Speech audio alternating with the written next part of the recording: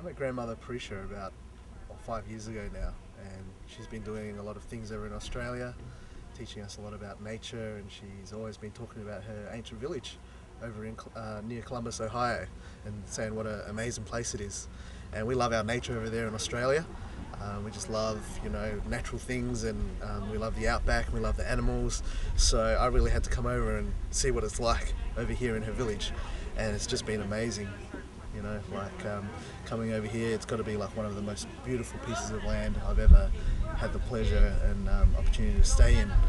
You stand up on the hills, and you can just look over and see the mist gathering over the other hills, and that just makes it almost like a heavenly kind of place.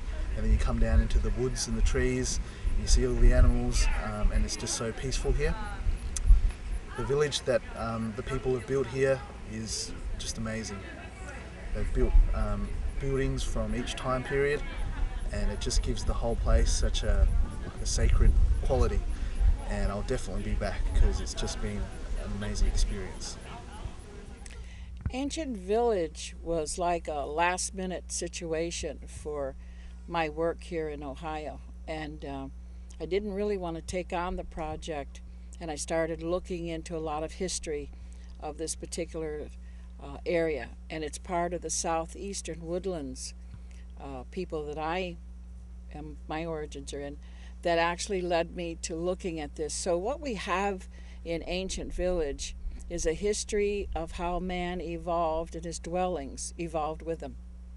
And what we realized as we began to build, the excitement of realizing that we had created time corridors. And that when people come here, and I don't mean people that are in any kind of extensive studies, the average 9 to 5 person that simply tries to live a good life and does their work and stuff, they come here and they start to go through the buildings and they stay in the buildings a bit, and it's just like, okay, something happens. There's a presence there. Many nights when the fog comes in and the mist is here and we have a fire or something, you just have the impression that the forest is alive and very ancient peoples are milling around and kind of about you. So there is such an experience, there's such an understanding of time, that everyone who comes here actually says that they've come and they don't really know what it was, they just know that it was extraordinary. And it's what we want them to feel. So we want people to come, like we have times to where people can come and actually live in various time periods, dress as people dressed in, live as such a people lived, and just kind of see what that feels like. In the world that we're in, people don't take time to come back and get in touch with themselves and their origins and exactly what they are and who they are. And unfortunately, sometimes religions don't help keep people in that peace of mind that they need. So when you get out here, you're under the sky, that's your temple. You're sitting on the earth, that's your altar. And the buildings is just a walk through time that man made. Okay, and many sweeps of that time touches you when you come here. The house behind me is stone.